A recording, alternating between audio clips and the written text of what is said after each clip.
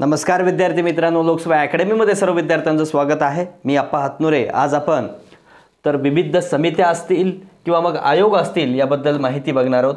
तर बघा काय विविध म्हणजे समित्या आणि आयोग याच्यावर जनरली प्रश्न कसे विचारलेत आपण या अगोदर बघितले. 2017 मध्ये की 2 प्रश्न आलते. 2017च्या कंबाईंड परीक्षेला 2 प्रश्न कुठले आलते तर ते नोटबंदीच्या कालावधी संबंधित तेलंगणाचे जे चंद्रबाबू नायडू यांच्या याच्यावर जे समित्या वेगवेगळ्या स्थापन केल्या होत्या त्या दोन्ही समित्या विचारल्या होत्या. बऱ्याच वेळेस राज्यसेवा पूर्वला पण विचारण्यात आलेले आहेत की वेगवेगळ्या समित्यावर बरीच प्रश्न म्हणजे एखाद्या वर्षी म्हणजे प्रत्येक वर्षी विचारतील असं नाही, पण प्रत्येक वर्षी योजनेवर मात्र प्रश्न असतो बरं का, लक्षात घ्या.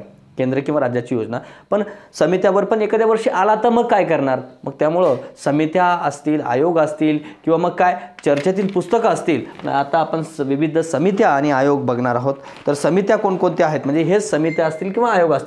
के व्ही पॉल समिती काय संबंधित आहे असा प्रश्न विचारतात की जनरली काय समिती आणि ते कशासाठी आहे असं विचारलं जातं किंवा मग ती कोणत्याच्या अध्यक्षतेखाली स्थापन केली आहे. जनरली जे पॉल समिती म्हणलं की पॉलच अध्यक्षतेखाली स्थापन केली असते, त्या अध्यक्षाच्या नावानंच ती समिती रन झालेली असते. त्यामुळं अध्यक्षाचं नाव न लक्षात ठेवता जनरली ती समिती कशासाठी आहे हे खूप महत्त्वाचं आहे. तर असंही विचारतात कोविड-19 विरोधात देशातील प्रतिबंधात्मक व नियंत्रण कृतीबाबत मार्गदर्शन करण्यासाठी केंद्र सरकारने सार्वजनिक आरोग्य तज्ज्ञाची उच्चस्तरीय तांत्रिक समिती स्थापन केली. त्या समितीचे अध्यक्ष कोण असा प्रश्न विचारतात. ओके, त्यावेळेस ते आलं पाहिजे, जमलं पाहिजे. बघा कोविड-19 म्हणजे कोरोना विरोधात देशातील प्रतिबंधात्मक व नियंत्रण कृतीबाबत म्हणजे प्रतिबंधात्मक प्रोहिबिशन आणि ॲक्शन मार्गदर्शन करण्यासाठी केंद्र सरकारनं कोणी स्थापन केलं आहे. केंद्र सरकारनं सार्वजनिक आरोग्य तज्ज्ञाची उच्चस्तरीय समिती स्थापन केली. स्थापना 22 मार्च 2020ला झालेली आहे. सदस्य व अध्यक्ष या 21 सदस्यीय समितीच्या अध्यक्षाचे नीती आयोगाचे सदस्य doctor V Paul. V Paul कोण आहेत? नीती आयोगाचे सदस्य आहेत. नीती आयोगाच्या सदस्याच्या मार्फत ही समिती स्थापन करण्यात आली. व्ही पॉल समिती कोण आहेत? नीती आयोगाचे सदस्य आहेत. तर यांच्या अध्यक्षतेखाली ही समिती स्थापन करण्यात आली. मग जनरली काय लक्षात ठेवायचं मग तर ही समिती कशासाठी आहे बाबा? त्यासाठी आहे कोविड विरोधात देशातील प्रतिबंधात्मक व नियंत्रण कृतीबाबत मार्गदर्शन करण्यासाठी केंद्र सरकारनं स्थापन केलेली समिती. That's it. याच्या पलीकडे काहीही करू नका मित्रांनो, गरजही नाही. त्यानंतर बघा राजीव महर्षी समिती. राजीव महर्षी समिती कायसाठी आहे तर बघा राजीव महर्षी कोण आहे? तो माजी नियंत्रक व लेखापरीक्षक आहेत. त्यानंतर बघा आता हे राजीव महर्षी समिती लॉकडाऊन दरम्यान बँक कर्जाच्या हप्ता परतफेडीवर देण्यात येणाऱ्या अतिरिक्त कालावधीत कर्जदारांना व्याजमुक्ती किंवा व्याजावरील व्याजमुक्ती यासह अन्य मुद्द्यांचे आकलन करणे. म्हणजे लॉकडाऊन दरम्यान बँक कर्जाचं काय होईल बाबा? लॉकडाऊन दरम्यानचं बँक कर्जाचा हप्ता परतफेडी संबंधित काय हप्ता परतफेडी संबंधीची समिती कोणती आहे? राजीव महर्षी समिती आहे.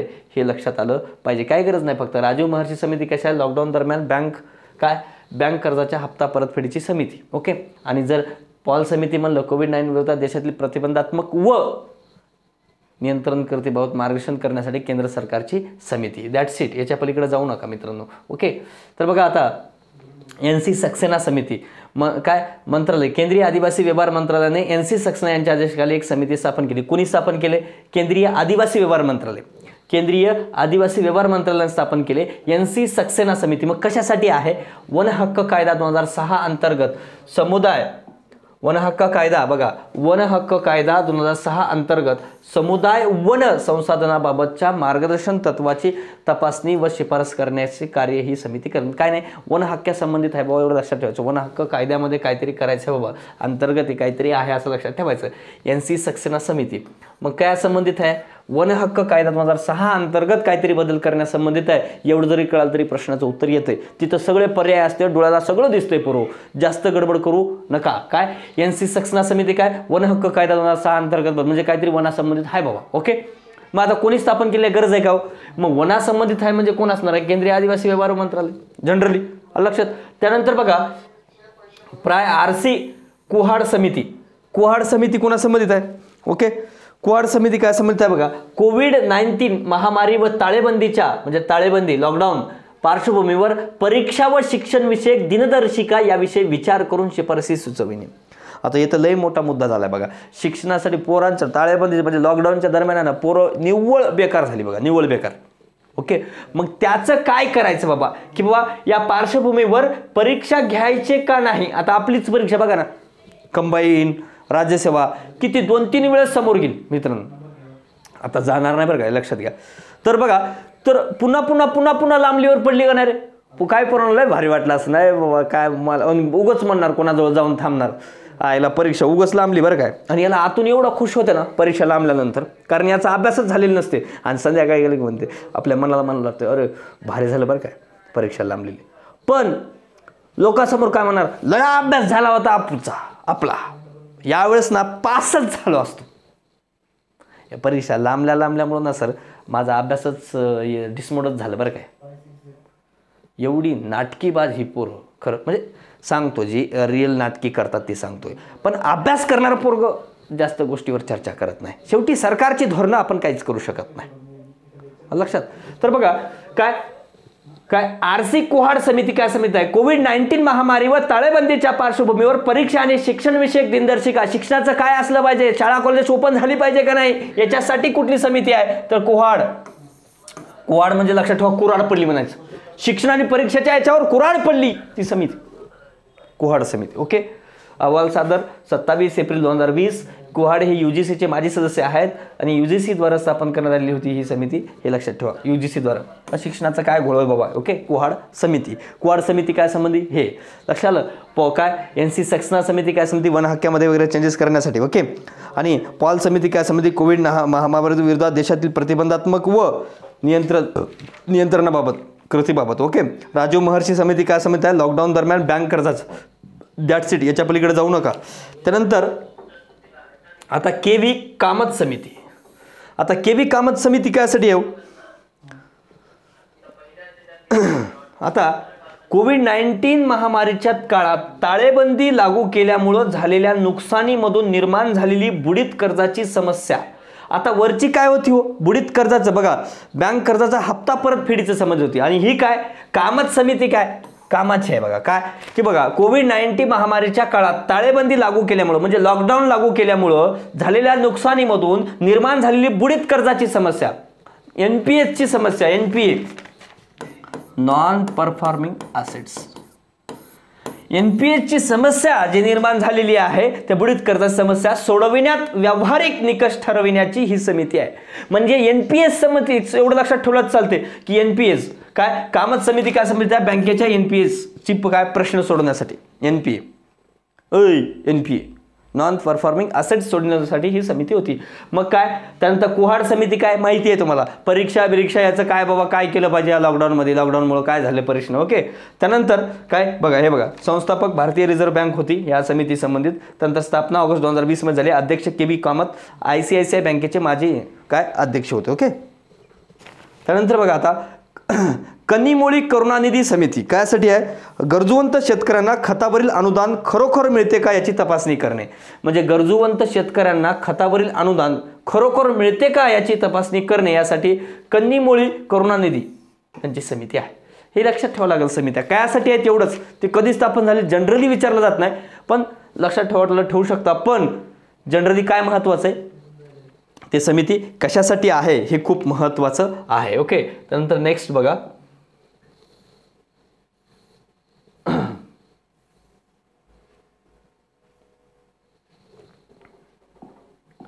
आता कोणती आहे, प्रसन्न कुमार मोहंत समिती. प्रसन्न कुमार देशातील खाजगी क्षेत्रातील बँकांचा प्रचलित मालकी हक्क व त्याची कॉर्पोरेट संरचना याचा आढावा घेणे.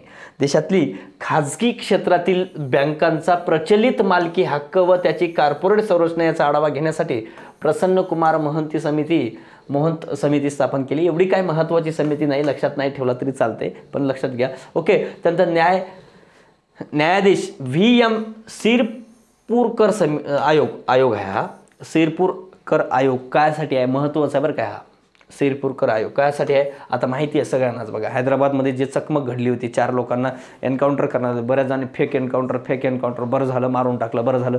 काय जण म्हणले पोलिसवाल्यांनी कायदा हातात घेतला, बरोबर ना. काही अजून जास्त मोठे समाजसुधारक किंवा मग मानवी हक्काची कार्यकर्ती, बरोबर.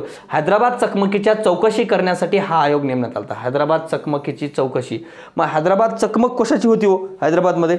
बघा कोणती होती? तेलंगणामधील पशुवैद्यक महिलेवर सामूहिक बलात्कार करून तिची हत्या करणाऱ्या 4 आरोपींना डिसेंबर 2019 मध्ये चकमकीत एन्काउंटर ठार करण्यासाठी कोणती परिस्थिती कारणीभूत ठरली त्याची चौकशी करण्यासाठी ही समिती नेमली होती. बघा कायसाठी? किंवा हैदराबादमध्ये कोणती आहे की पशुवैद्यक महिलेवर तेलंगणामधील पशुवैद्यकीय महिलेवरील सामूहिक बलात्कार करून या 4 लोकांनी काय केलं तर सामूहिक बलात्कार केला होता. हैदराबादमधील पशुवैद्यकीय डॉक्टरवर बलात्कार व हत्येचा आरोप असलेल्या 4 आरोपींचा पोलीस चकमकीमध्ये एन्काउंटर झाला होता. यासाठी हा आयोग स्थापन करण्यात आला. का बाबा अशी परिस्थिती निर्माण झाली की यांना एन्काउंटर करावं लागलं? ओके, एन्काउंटर का केलंय तुम्ही? का कायदा हातात घेतलाय? खरंच कायदा हातात घेतलाय का तशी परिस्थिती निर्माण झाली होती? याच्यासाठी हे शिरपूरकर आयोग नेमला होता हैदराबाद प्रकरणी. लक्षात आलं? हे महत्त्वाचं आहे, लक्षात घ्या पोरांनो. येऊ शकतो मग वरचं तुम्हाला मी काय एवढं लक्षात ठेवा असं म्हणलेलं नाही, पण हे मात्र लक्षात ठेवा. त्याच्यावर पण येऊ शकते, मी नाही म्हणलं तरी येऊ शकते, पण ते जनरली हे महत्त्वाचं आहे. ओके, त्यानंतर बघा KS रेड्डी समिती. आता या रेड्डीचं म्हणणं काय होतं बघा, समितीचं काय, रेड्डी समिती कायसाठी आहे बघा, काय कोविड-19चा मानवी हक्क व सरकारच्या भविष्यातील प्रतिसादावर होणारा परिणाम याचा अभ्यास करणे. आता कोविड-19चा मानवी हक्क व बघा बऱ्याच जण काय की असंच मेलं रे बाबा, खरंच मेलंय का नाही? मग मानवी हक्काचं उल्लंघन म्हणजे मानवी हक्क बाबा यांचा जाऊ नये, बरोबर. काही जणांना त्याचा हक्क मिळावा म्हणून कोविड-19चा मानवी हक्क व सरकारच्या म्हणजे ज्यांना कोरोना झाला अशांच्या मानवी हक्क व सरकारच्या भविष्यातील प्रतिसादावर होणारा परिणाम याचा अभ्यास करणे, यासाठी ही काय रेड्डी समिती स्थापन केली होती. राष्ट्रीय मानवी हक्क आयोगाने या 11 सदस्यीय समितीची स्थापन केली होती. किती आहेत? 11 सदस्यीय होती. कोणी स्थापन केले? राष्ट्रीय मानवी हक्क आयोगाने. म्हणजे मानवी हक्क आणि सरकारचा प्रतिसाद नेमकं काय याच्यासाठी ही रेड्डी समिती स्थापन केली होती. ओके, त्यानंतर बघा उषा थोरात समिती. आता उषा थोरात नावच कुठलं आहे हो ही समिती? म्हणजे उषा थोरात कुठले आहेत? आपण बऱ्याच वेळेस अर्थव्यवस्थेमध्ये वाचलंय. कुठं? रिझर्व्ह बँकेच्या संबंधित बाई हे आहे बँकिंग क्षेत्राशी. ओके, तर बघा म्युच्युअल फंड उद्योगाच्या नियमन व विकासासंदर्भात सल्ला देण्यासाठी ही समिती स्थापन करण्यात आली आहे. कशासाठी? म्युच्युअल फंड उद्योगाच्या नियमन व विकासासंदर्भात सल्ला देण्यासाठी ही समिती स्थापन करण्यात आली. कुठली? उषा थोरात समिती. या समितीची पुनर्स्थापना करण्यात आली आहे. यापूर्वी 2012 मध्ये जानकी वल्लभ यांच्या अध्यक्षतेखाली ही समिती स्थापन करण्यात आली. कुठली? म्युच्युअल फंड उद्योगाबाबत. म्युच्युअल फंड लक्षात ठेवा, म्युच्युअल फंड संबंधित कुठली आहे? उषा थोरात समिती. ओके, आणि रेड्डी समिती काय? व मानवी हक्क संबंधित म्हणजे कोरोनाच्या काळातले मानवी हक्क असं लक्षात ठेवायचं रेड्डीचे. त्यानंतर सिरपूरकर हैदराबादलं बलात्कार प्रकरण आणि प्रसन्न कुमार खाजगी क्षेत्रात बँकांना प्रचलित मानवी हक्क. ओके, मालकी हक्क. एवढं लक्षात ठेवा. त्यानंतर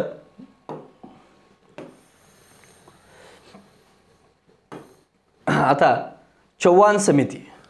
ओके, चव्हाण समिती कायसाठी आहे?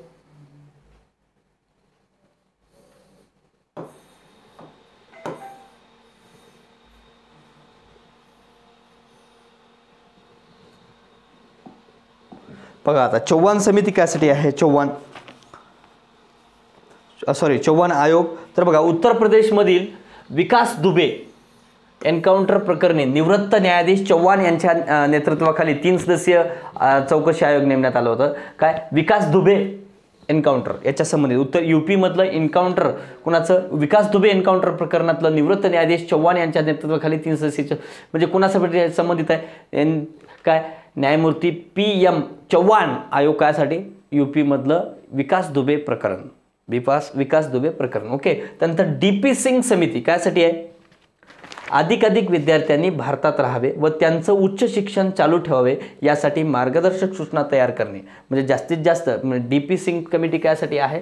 जास्तीत जास्त विद्यार्थी काय भारतात राहिली पाहिजे. ओके, अधिकाधिक विद्यार्थ्यांनी भारतात राहावे व त्यांचं उच्च शिक्षण चालू ठेवावं यासाठी मार्गदर्शक सूचना करण्यासाठी हे DP सिंग समिती स्थापन करण्यात आली. ओके, मग कोण? केंद्रीय मनुष्यबळ व विकास मंत्रालयाद्वारे हे स्थापन करण्यात आले आणि 24 जुलै 2020 ला स्थापन केली. हे लक्षात ठेवा. DP सिंग समिती अधिकाधिक विद्यार्थी भारतात राहावे म्हणजे भारतातलं त्यांनी त्यांचं उच्च शिक्षण चालू ठेवावं यासाठी, म्हणजे बरेच काय कोविडमुळे पळून चालली होती म्हणून ही समिती स्थापन करण्यात आली. ओके, त्यानंतर V रामगोपाल राव समिती कायसाठी? उद्देश भारताच्या संरक्षण संशोधन विकास संघटना DRDO भारताच्या संरक्षण संशोधन विकास संघटनेची भूमिका व उत्तरदायित्वाची पुनर्व्याख्या करणे. DRDOची पुनर्व्याख्या करण्यासाठी ही समिती स्थापन केली. कुठली? राम गोपाल राव समिती. संपलं. एवढं काय महत्त्वाचं काहीच नाही त्यामध्ये. ओके. त्यानंतर हरीश कुमार उमेश सिन्हा समिती कायसाठी आहे? भारतीय निवडणूक आयोगाने लोकसभा व विधानसभा सदस्यांच्या खर्चासंबंधी आढावा घेण्यासाठी माजी अन्वेषण महासंचालक हरीश कुमार, म्हणजे बाबा किती असलं पाहिजे बाबा खर्च. ओके.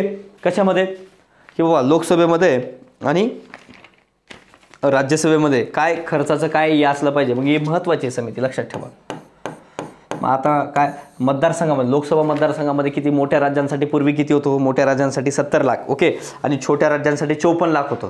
मग आता त्याचं वाढीव मग काय? भारतीय निवडणूक आयोगानं लोकसभा आणि विधानसभा, बघा लोकसभेसाठी मोठ्या राज्यांसाठी 70 आणि छोट्या राज्यांसाठी लोकसभेला किती? 54 लाख. मग आता याला वाढवलेलं आहे. महासंचालक हरीश कुमार, कुठलं?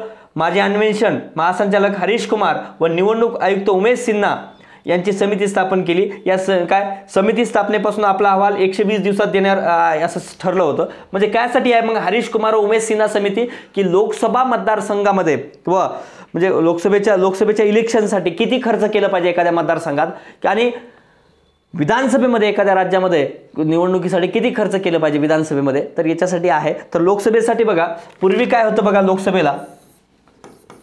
लोकसभेला पूर्वी काय 70 आणि 54 होतं. लक्षात. मोठ्या राज्यांसाठी आणि हे छोट्या राज्यांसाठी. आणि आता हेच मोठ्या राज्यांसाठी काय करण्यात आले? 77 लाख रुपये. 77 लाख रुपये करण्यात आले. आणि छोट्या राज्यांसाठी काय करण्यात आले? 59, जवळजवळ 59 लाख करण्यात आले छोट्या राज्यांसाठी. आलं का लक्षात? लोकसभेसाठी 70 54 होतं, 54 लाख, आणि मोठ्या राज्यांसाठी 70 लाख आणि छोट्या राज्यांसाठी 54 लाख होतं. आता मात्र छोट्या राज्यांसाठी 59 लाख, म्हणजे जवळजवळ 60 लाख, आणि 77 लाख मोठ्या राज्यांसाठी. आणि विधानसभेसाठी पूर्वी काय होतं? विधानसभेसाठी 28 आणि 20 लाख होतं बघा. विधानसभा खर्च मर्यादा विधानसभा पूर्वी बघा काय होतं? बिग आणि स्मॉल असं मी लिहितो बघा. बिग साठी किती होतं? 28 आणि इथं 20 लॅक्स. आता बिग साठी किती? बिग साठी 30.8 आणि स्मॉल साठी 22 लॅक्स वाढवलेलं आहे बघा. विधानसभेसाठी आपल्याला समोर बघायचं आहे. हरीश कुमार व उमेश सिन्हा समिती कायसाठी आहे मग? तर बघा लोकसभा व विधानसभा सदस्यांच्या खर्चासंबंधी आढावा घेण्यासाठी. मग त्यांना आता खर्च मर्यादा वाढवलेली आहे. ओके.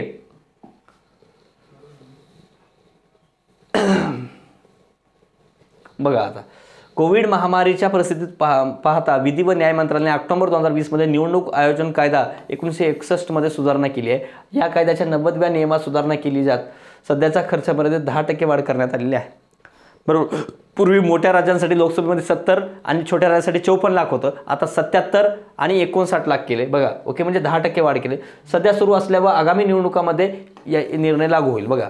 समितीचं काम राज्य व केंद्रशासित प्रदेशामध्ये मतदारांच्या संख्येतील बदल व त्यावरील खर्च याचा आढावा घेणं, महागाई निर्देशांकातील बदल व अलीकडील निवडणुकामध्ये उमेदवारांनी केलेल्या खर्चाच्या पद्धतीवरील परिणाम यांचं मूल्यमापन करणं. म्हणजे किंवा खर्च नेमकं 10% खर्च वाढ या समितीनं काय केलं आहे? रिकमेंड केलेलं आहे की लोकसभेसाठी आणि विधानसभेसाठी इलेक्शनसाठी बघा. सध्याची निवडणूक खर्च मर्यादा आपण बघू. 10% वाढ झाल्यानंतरची मर्यादा. सध्या लोकसभेसाठी मोठ्या राज्यांसाठी 70 आणि छोट्या राज्यांसाठी 54 लाख होतं. 10% वाढीनंतर काय होईल? मोठ्या राज्यांसाठी 77 लाख होईल आणि छोट्या राज्यांसाठी 59.40 लाख होईल. सध्या विधानसभेसाठी 28 लाख आणि 20 लाख आहे. छोट्या राज्यांसाठी 20 आणि मोठ्या राज्यांसाठी 28 लाख आहे. आणि 10% वाढीनंतर मात्र मोठ्या राज्यांसाठी 30 होईल आणि छोट्या राज्यांसाठी 22 लाख होईल. ओके. आता आपण ही समिती कळली असेल तर आपण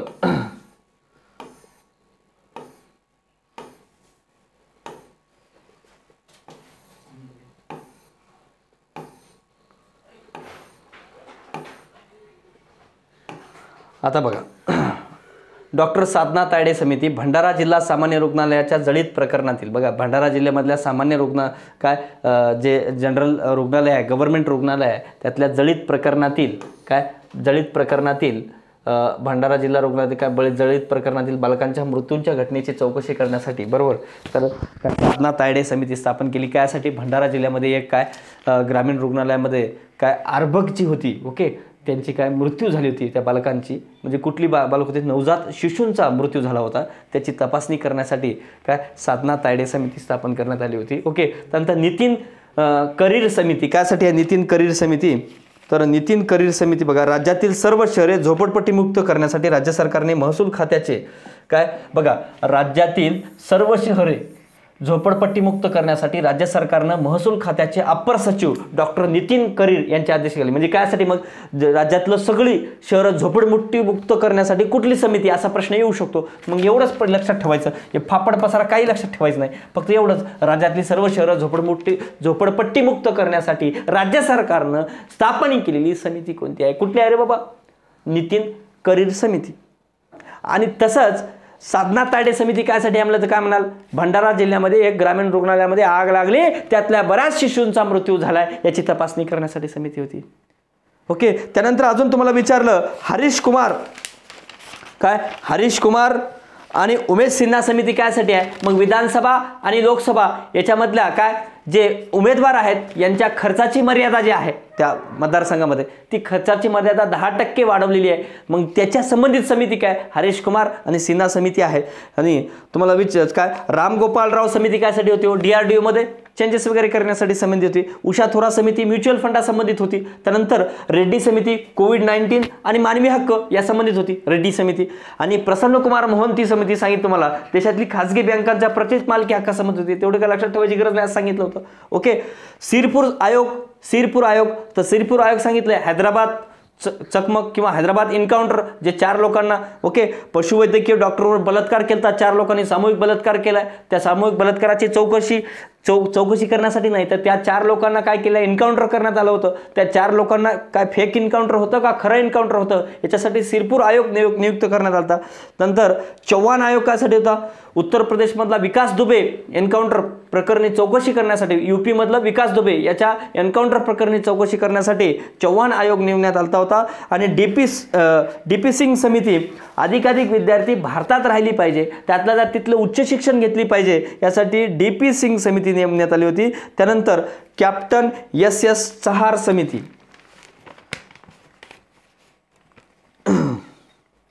आता कॅप्टन SS चहार समिती काय आहे, कोझिकोड केरळ विमानतळावर एअर इंडियाच्या काय 9344 या विमान अपघाताची चौकशी करण्यासाठी ही समिती नेमण्यात आली. बघा कुठली,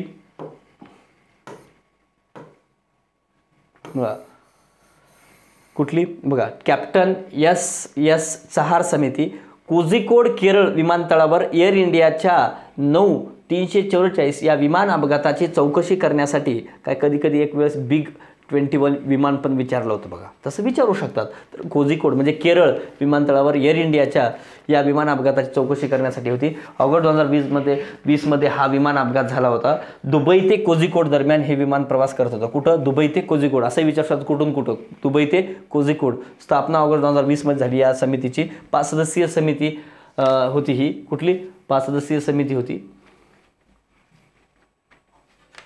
ओके. एवढं जरी लक्षात ठेवत चालतंय. काय चहार समिती कायसाठी आहे, कोझिकोड विमानतळावर एअर इंडियाच्या 9344 या विमान अपघातात चौकशी करण्यासाठी ही समिती होती, ओके. तर आता हरीश कुमार आणि उमेश सिन्हा समिती आपण बघितलेली आहे, ओके. नितीन करीर समिती बघितली, आता विजय खोले समिती आणि नागेश्वर राव समिती बघू आपण, आणि साधना तायडे समिती बघितली, ओके. तर बघा आता विजय खोले समिती कायसाठी आहे, मुंबई विद्यापीठाचे माजी कुलगुरू डॉक्टर खोले यांच्या आदेशाखाली समिती नेमली. क्रीडा विद्यापीठ काय समितीने क्रीडा विद्यापीठ महाराष्ट्राचे अधिनियम याचे प्रारूप तयार करणे, क्रीडा विद्यापीठ अनुषंगाने आवश्यक बाबीच्या शिफारसी करणे. क्रीडा विद्यापीठ संपलं, काय नाही. विजय खोले, अरे महाराष्ट्र का विद्यापीठ खोले, काय खोले हे महाराष्ट्र का क्रीडा विद्यापीठ खोले. विजय खोले महाराष्ट्राच्या विद्यापीठ काय कुठलं क्रीडा विद्यापीठ याच्या संबंधित काहीतरी तरतुदी केल्या, एवढं जरी लक्षात आलं तरी विजय खोले समिती कळून जाईल. विजय खोलेने काय खोललंय, महाराष्ट्राचं क्रीडा विद्यापीठ, ओके. त्यानंतर नागेश्वर राव समिती ऑनलाईन शिक्षणाचा दर्जा वाढवण्यासाठी ही समिती UGC नेमली होती बघा. ऑनलाईन शिक्षणाचा दर्जा. आता आपला ऑनलाईनचा दर्जा वाढला आहे का नाही रे? पहिले आपण काय पांढऱ्या बोर्डवर घ्यायचो, आता डिजिटल बोर्ड आला आहे, बरोबर, इंटरॅक्टिव्ह पॅनल, बरोबर ना. म्हणून बघा ऑनलाईन शिक्षणाचा दर्जा सुधारण्यासाठी ही समिती कोणती? नागेश्वरराव नागोबारावला ऑनलाईन शिक्षणाचा दर्जा वाढवण्यासाठी समिती नियुक्ती केली. UGC ना, आता UGCने स्थापन केली, बरोबर. नागेश्वरराव समिती त्यासाठी आहे, ऑनलाईन शिक्षणासंबंधित आलं. ऑनलाईन शिक्षणाचा दर्जा वाढवण्यासाठी डाडाशी समिती नेमली UGCने. नेते देतात काय? विजय खोले समिती, नागेश्वरराव समिती. सर वाचलं होतं बरं काय, आता ये ना सर. नागेश्वरराव समिती लक्षात फटकन उत्तर आलं पाहिजे पोरो. उद्या तर शेमडात मासे गुंडळ्यासारखं काम करू नका. बघा आता विविध समित्या व आयोग. आता नितीन काकोडकर समिती कायसाठी येऊ? नितीन काकोडकर समिती समृद्धी महामार्गावर वन्य प्राण्यांच्या सुरक्षितेसाठी आहे. कायासाठी आहे? वन्य प्राण्यांचं समृद्धी महामार्ग जे आहे ते समृद्धी महामार्गावर काय पाहिजे तर समृद्धी महामार्गावर वन्य प्राण्यांच्या सुरक्षितेसाठी ही समिती आहे. कुठली आहे तर नितीन काकोडकर समिती कायासाठी आहे तर नितीन काकोडकर समिती समृद्धी महामार्गावर वन्य प्राण्यांच्या सुरक्षितेसाठी आहे. ही जवळजवळ 701 किलोमीटर आहे बरं का. जनरली म्हणजे सगळे सर्वेमध्ये 701 दिलेले आहे. 701 किलोमीटर. ओके.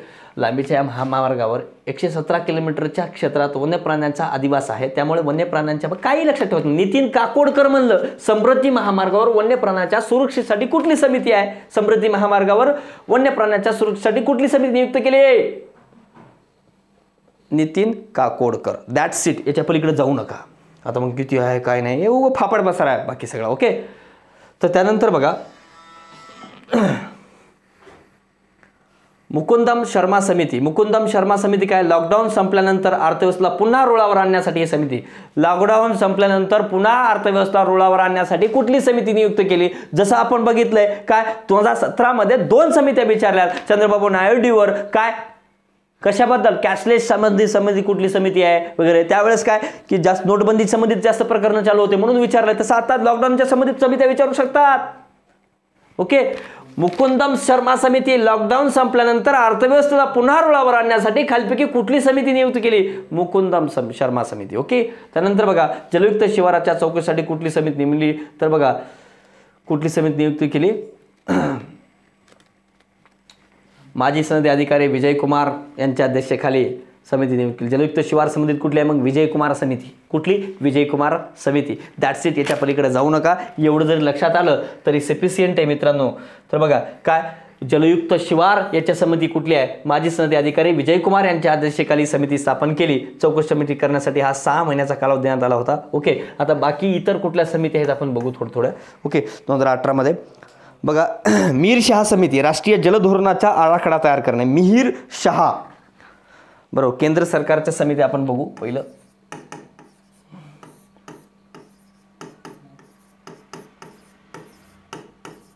मिहीर शहा समिती कायसाठी आहे? मिहीर शहा काय राष्ट्रीय जलधोरणासंबंधित आहे. जलधोरणाचा आराखडा वगैरे तयार करण्यासाठी. राष्ट्रीय जलधोरणाचा आराखडा तयार करण्यासाठी.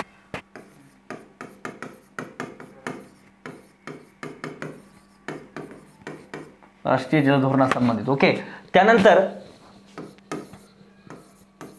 दुसरी समिती बघू आपण. ओके.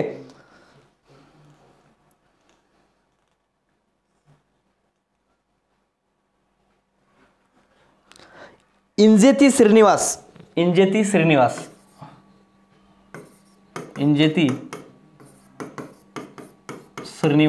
कमिटी ही कायसाठी? CRRचं रचना. ओके. काय? Corporate social responsibility. CSR म्हणतोय. CSR संबंधित होती ही समिती. इंजेती श्रीनिवास CSR. ओके. तर 2% वगैरे असते CSR वगैरे, किती 2% असते, किंवा तुम्ही एवढं लई कमवलं तर काय सोशल काही खर्च केला आहे का नाही याच्यासाठी. ओके, तर इजेती श्रीनिवास समिती होती. आणि जवाहरलाल नेहरू विद्यापीठ विद्यार्थी आणि प्रशासन सुरू झालेल्या संघर्षावर तोडगा काढण्यासाठी राणा पी समिती स्थापन करण्यात आली, राणा समिती. आणि आयकर कायदा 1961 आढावा घेण्यासाठी अखिलेश रंजन समिती, Akhilesh Ranjan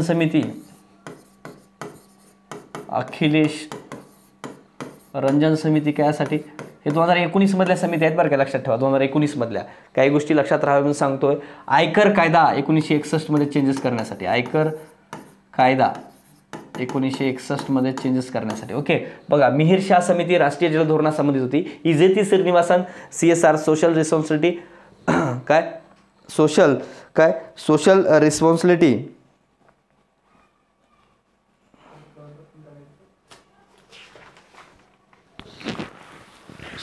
corporate social responsibility संबंधित होती.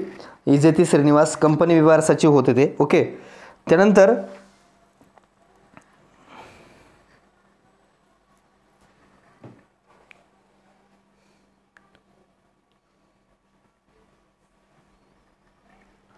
भारतातील बलात्काराच्या घटनांची जलद सुनावणीसाठी कशी करता येईल याविषयी सर्वोच्च न्यायालयाची स्थापन केली 2 सदस्यीय समिती होती. सदस्य सुभाष रेड्डी, M.R. शहा. ओके, भारतातील बलात्काराच्या घटनांची जलद सुनावणी, भारतातील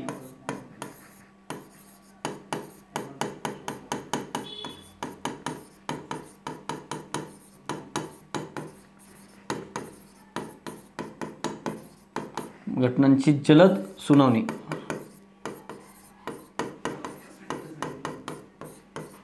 कोण सुप्रीम कोर्टानं स्थापन केले, कोणती, रेड्डी प्लस अजून कोण होते सदस्य 2 होते, शहा, असे 2 होते, रेड्डी आणि शहा असे 2 होते. ओके, तर एवढं लक्षात ठेवा. 4 केंद्र सरकारच्या, मिहिर शाह, इजेती श्रीनिवासन, अखिलेश रंजन, भारतातील बलात्काराच्या घटनांची जलद सुनावणी सुप्रीम कोर्टाने स्थापन केले, रेड्डी आणि शहा यांच्या तिघांच्या याच्या खाली, दोघांच्या सदस्यतेखाली राज्याच्या समित्या बघू आपण. राज्याच्या कोणकोणत्या ते बघा. आता S.H. पाटील समिती आहे. राधाकृष्णन, वैज्ञानिक अभ्यासाद्वारे महाराष्ट्रातील रस्ते सुरक्षेसंबंधी उपाययोजना सुचविणे. कोणते रस्ते सुरक्षे संबंधित कुठली आहे, तर कुठली आहे बघा, राधाकृष्णन समिती.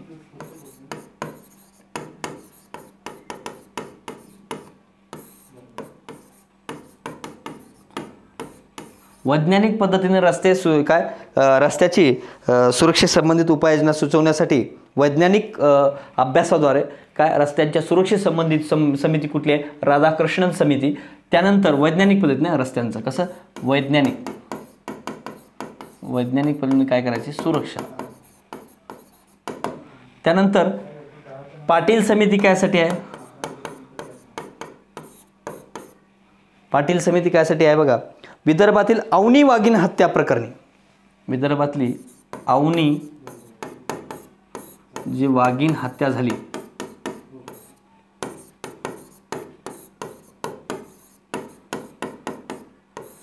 ओके, अवनी वाघीण हत्या प्रकरणी पाटील समिती होती.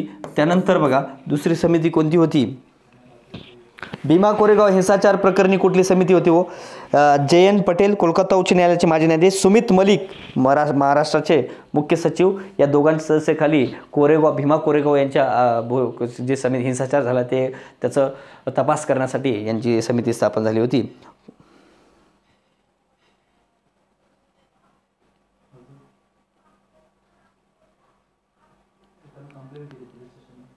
ब्रिजेश सिंह